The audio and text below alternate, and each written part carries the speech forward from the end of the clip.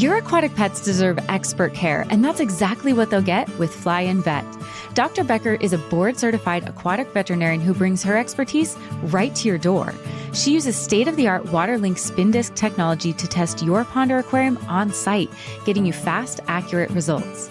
Ensure your aquatic pets are healthy with Fly In Vet's mobile veterinary services in Boise. Act now. Call 208-260-0327 or visit flyinvet.com. Safeguard your fish's health with Fly In Vet.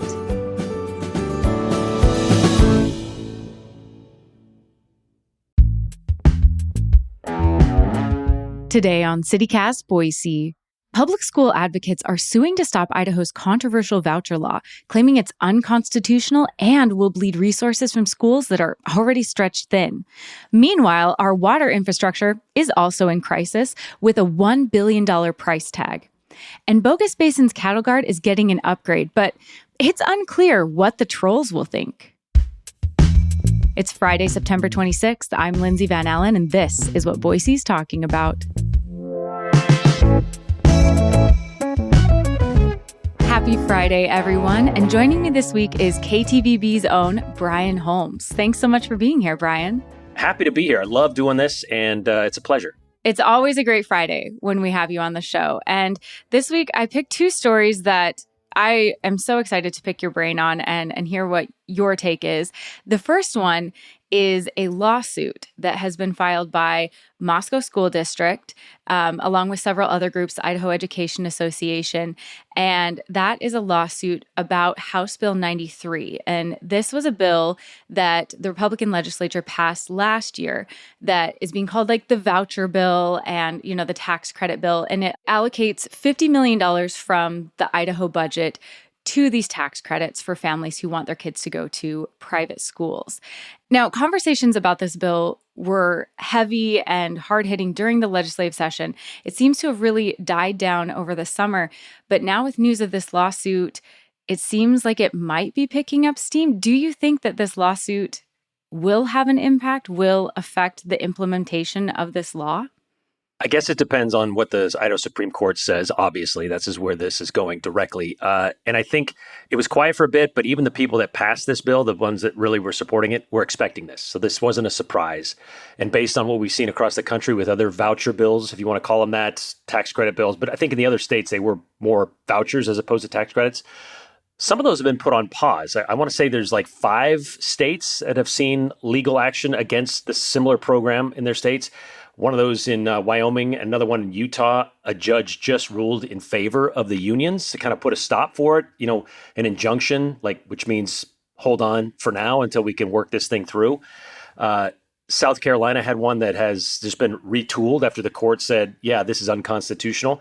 And it's all based on the Idaho Constitution.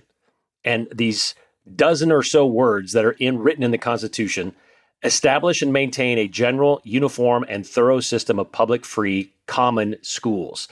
And there's several words in that phrase that they're kind of hitting on because this general, uniform, common schools, when you start to break it up into, well, now I can use public money to pay for my kid to go to private school where some kids don't get to go, well, where's the uniform in that? Yeah.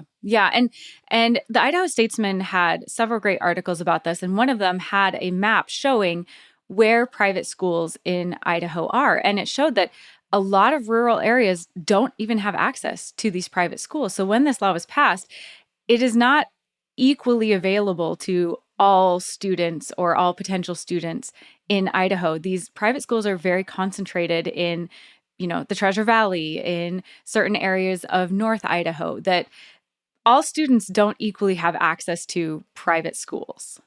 And the other side of that is the kind of the breakdown. It's a $5,000 tax credit, but just looking at even what the tuition is, let's say Bishop Kelly High School in Boise, it's $9,400 and $450 a year. So it's not even going to cover a whole year. So you're still kind of alienating those that be like, I wish I could, but I can't because I can't swing that other $4,000 to pay for that tuition. So it is for those that can afford it already, but just giving them a little bit of a bump to be able to afford it more, I guess. Yeah. And another thing that like Moscow School District specifically is highlighting is that in the Constitution, it says, we need a thorough system of public free schools, general and uniform. And they brought up that their newest school building is 67 years old. So how is that, creating a uniform system if certain cities are only getting schools every 67 years? That creates a discrepancy between the facilities that different students are being educated in throughout the state. And historically, we've seen where a lot of this burden falls on the local taxpayer and having to rely on bonds and levies to pay for either buildings, new schools, or upgrades and teacher salaries and those kind of things. Whereas the Idaho Supreme Court has already ruled, I think it was back in 2015 when they said that the legislature is not funding the schools as it should constitutionally. And they still haven't. They still haven't gotten up to that part. And as you said, 67 years, there's a lot going back in some of these school districts across the state that are that old, or even if they're not, they're still using boilers to heat buildings, that kind of stuff. Yeah. And roofs are leaking. And it's just, there's a lot to work on. But I think in the mind of the people that passed this bill, their idea was, well, it's just $50 million. And since people are already paying for this, why not give them the tax credit? It's their money anyway. Yeah, I thought it was really interesting that Representative Horman, who was the champion of House Bill 93, said that she wanted this bill to support public education by creating competition that would push schools to, quote, step up to the plate and be more responsive to parents' needs. I guess when I look at public school systems and things that are funded publicly, if you take money away from them, in my mind, that makes it more difficult for them to, quote unquote, step up to the plate or be responsive. This isn't, two taco trucks across the street from each other. This is a public school system where if you take money from it, something that is already deeply underfunded, in my opinion. Lerner put out some data in May of this year that Idaho ranks 51st in spending for students at $19,000 per student, and that we ranked near the bottom in math scores. We were in the bottom 5, along with DC, Rhode Island, Florida, and West Virginia. So this underspending is having impacts. And so then when you take more money away from this public school system, I just don't think how that then will create competition. Right. I mean, if that's the goal, if you want to make it a sports analogy, if you're not putting the money in, why would somebody want to go to work in a job where maybe they're not even making a living wage, or having to live in a place where they is so remote, it's not where they want to go, or they want to get into the big city in order to get that living wage. So they're leaving the places that can't afford to pay them. And so you're already tipping the scales a bit when it comes to, we can't pay you, but we still want you to be better than those that are being paid to be better than you, kind of thing. Like the Oakland A's versus the rest of the Major League Baseball. It's that kind of mentality where you can find some diamonds in these mines every once in a while, but you're not going to sustain that doing it the way they've been doing it. Exactly. Well, whenever I have this conversation with someone, I always want to talk about Arizona because they are a state that is a few years ahead of us in this process. They also passed a voucher bill. It had a cap that, they weren't going to go above a certain amount of money. And in the 2024-2025 school year, over a dozen public schools closed.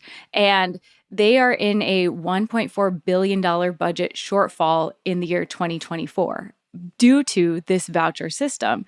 And so that's one of my concerns as a parent is right now it's 50 million, but there's nothing stopping the Idaho legislature from changing that. There's nothing that guarantees the cost won't go up. And where our schools are already so underfunded, there's not a lot of wiggle room for their budgets to be even smaller. And then what happens if public schools are having to close? Yeah, and I think the argument against that that we heard during the session was, we're not just giving people money, so they don't expect it to balloon like it has in Arizona. This is a tax credit where you have to spend the money and then claim it the next year, so you're not going to see the benefit of it from a year. So this starts on January 15th of next year, 2026, is the first day to apply. You don't even know until April of next year whether or not you got in. So it's not a lot of like, here's a bunch of cash, go spend it on your kids' education. you have to spend the cash and then kind of get that. Now, there is a section for those making less than 300% of the poverty level. They can apply for money up front and they'll kind of get that double payment, but we'll see how that plays out. That's kind of what their argument was, is that our cap and the fact that it's a tax credit will prevent it from going nuts like we've seen in other states. Yeah. And I'm so interested to see what the Idaho Supreme Court says. Just so people know, other groups that have joined the lawsuit include Mormon Women for Ethical Government and Representative Stephanie Mickelson, who also lives in Representative Horman's district. So I think that's very interesting that we have Republican representatives on either side of this issue. Well, you saw it during the session as well. It was very contentious. There were a lot of people that were like, no, I'm a firm believer in public education. We're constitutionally bound to do this. This just seems like we're taking money away from that. And Representative Mickelson has been very outspoken with that. She's one of those that's been getting a lot of grief over the last couple of years. But she gets elected and her take is, I'm representing the people that elected me. And this is our take on this. And so we'll see. I'm not exactly sure when they'll take this up, but because, like I said, it goes into effect January 15th is the first day you can apply, I assume the Supreme Court's going to have to take a look at it pretty soon.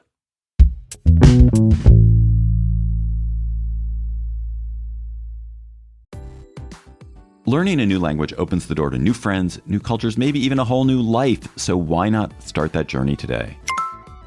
I'm CityCast CEO David Plotz, and I'm learning Spanish with Babbel. Babbel's conversation-based technique quickly teaches you useful words and phrases about the things you actually talk about in the real world. I've been practicing my Spanish with Babbel's AI conversation partner. I can choose my conversation topic and have a real-time dialogue. It's great at helping me think on my feet, and it's improving my pronunciation. Also, it's really easy to do anytime on my phone using Babbel's excellent mobile app. It's just one of the many fantastic Babbel tools for learning. Plus, Babbel has a real-time feedback, progress trackers, and handy visualizations, all of which make it really easy to stay motivated to learn. I want you to learn another language. So CityCast is teaming up with Babbel to gift you 55% off subscriptions, but only for our listeners at babbel.com/citycast. Get up to 55% off at babbel.com/citycast. Spelled BABBEL.com/citycast. Babbel.com/citycast. Rules and restrictions may apply. All right, jumping from what I consider our underfunded school systems to potentially our underfunded water systems. This seems to be a theme in Idaho. Go us. There was a really interesting article from the Idaho Capital Sun that Idaho's water systems need $1 billion with a B dollars worth of work. That's what a University of Idaho study found. And now there are questions of whether we will have access to funding for our water systems because President Trump has proposed some deep federal cuts to the grants that a lot of rural Idaho areas rely on to upgrade our water systems. Brian, our water systems got a report card grade of a C+.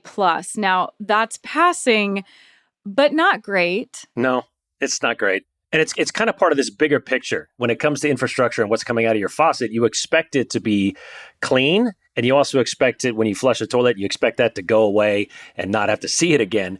But this grade of C is part of that whole, I think just a couple weeks ago, the Society of Civil Engineers came up with this whole infrastructure report on the state of Idaho, in which we improved a little bit. We went from C- to a C. And yes, the infrastructure of the water, is C+. So it is a little bit better, as you mentioned. And so the $1 billion, you talked about the smaller towns, they're the ones that don't have the tax base to pay for all of these upgrades that need to be done.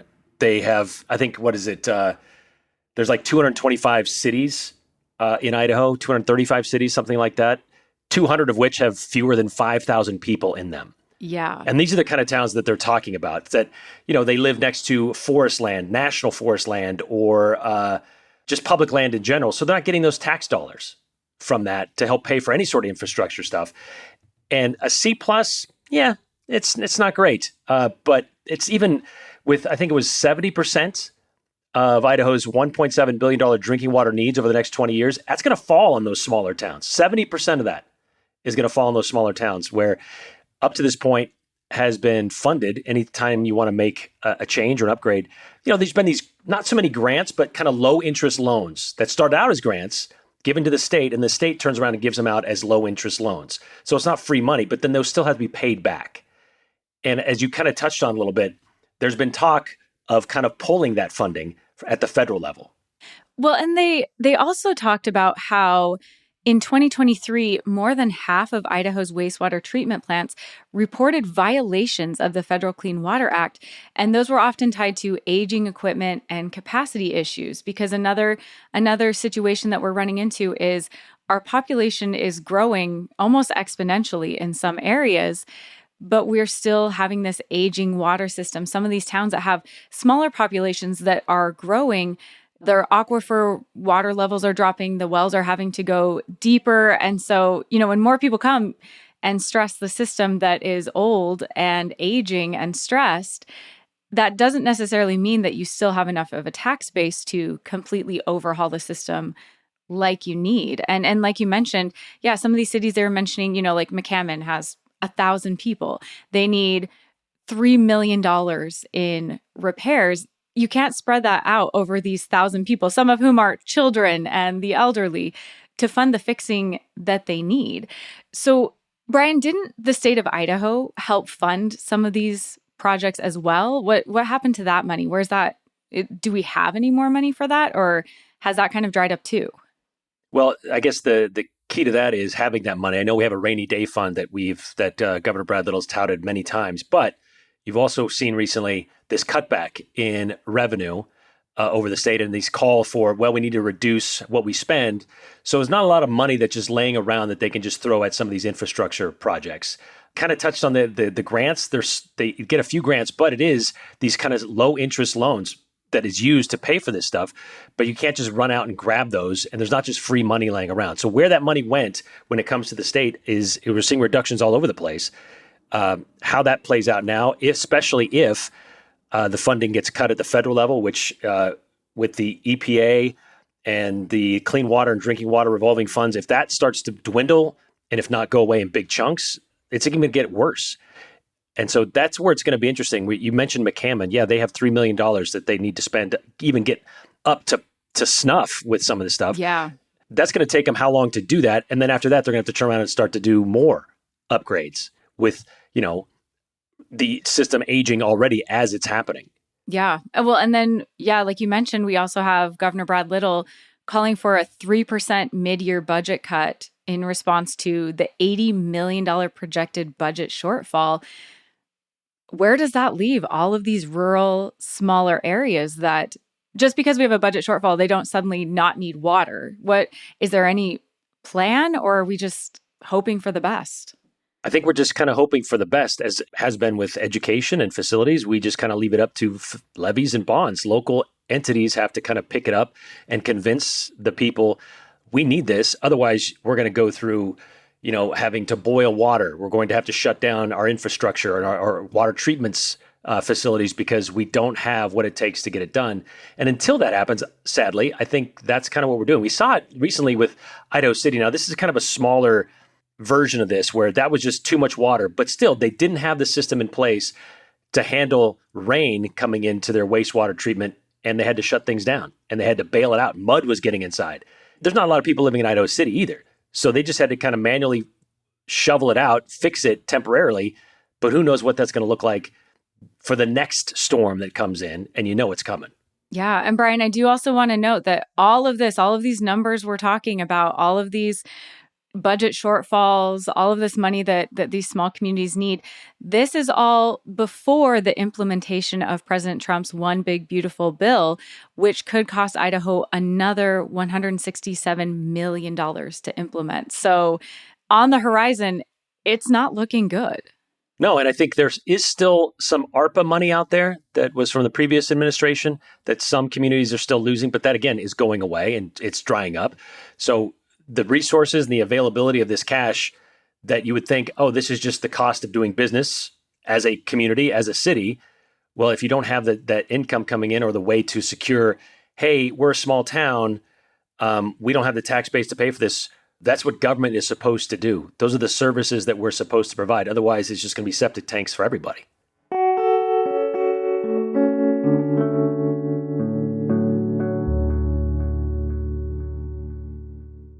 Well, Brian, I don't know about you, but I'm already starting to feel great. I feel like we're starting to get great again.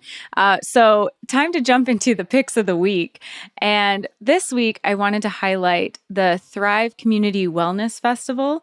After we're having all of these talks about budget shortfalls and money for schools and for water, I did want to highlight that on tomorrow, Saturday, September 27th at Jump from 10 a.m. to 4 p.m., there is this community wellness festival. It's free to the public, but they are accepting donations.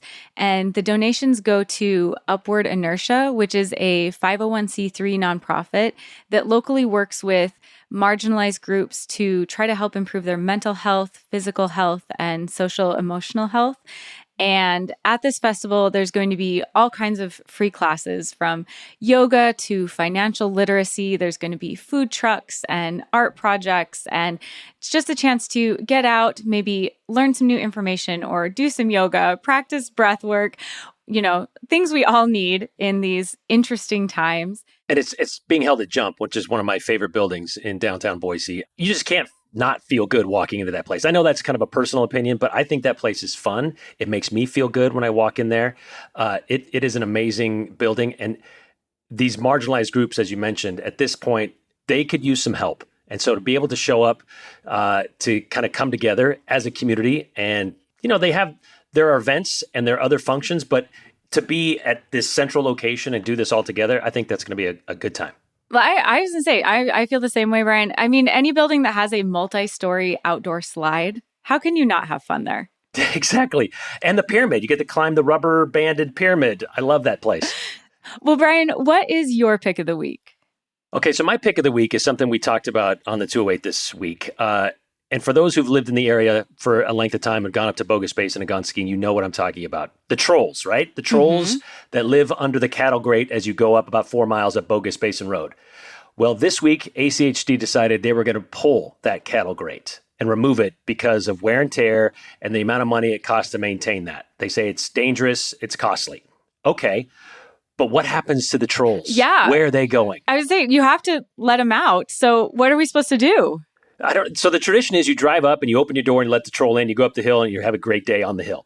Cool. So they're taking the cattle grates out, but they're putting in a simulated one. So this is where the pick of the week is kind of like, well, is it going to be though? Because whereas the cattle grate is a little bit recessed and the rumble strips that you have on the highway, those are also dug into the road. This looks like it's going to be a raised rumble strip, which is going to kind of act like a speed bump on Bogus Basin Road. I know they're trying to make it similar. I just don't know if it is. I don't know if it's going to fly. Brian, have the trolls spoken out about this issue? They have not. They're kind of, I was up there. There were none to be found. But I just know if it happens, if for some reason this ski season, we don't get a lot of snow or there is an unusual number of injuries on that hill, God forbid. I mean, I don't think we have to look much further than the cattle grate on Bogus Basin Road. I think there is a clear connection. Like clear connection. The evidence will be there. Like if you change the whole troll situation, who knows what mayhem that could wreak on ski season. Yeah. And I know previously the snowplow is always lifted up over that spot. But like I said, these are going to be kind of raised bumps.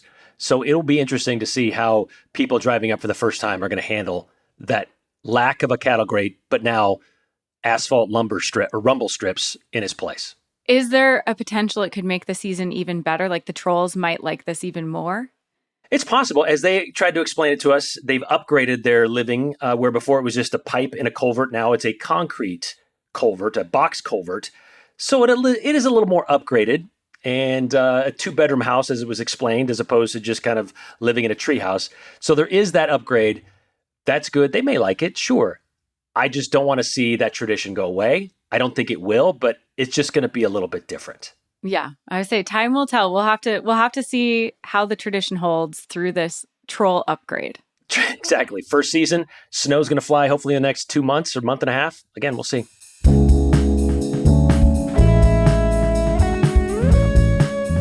That's all for today here on CityCast Boise. The show is produced by Evelyn Avitia, Frankie Barnhill, and me, Lindsay Van Allen. Blake Hunter wrote our Hey Boise newsletter with help from Natalie Rivera, and our music is by Up Is the Down Is the and All the Kimonos. If you enjoyed our show today, leave us a review. It helps other people find us. We'll be back on Monday to find out if Idaho conservatism is dead. You won't want to miss it.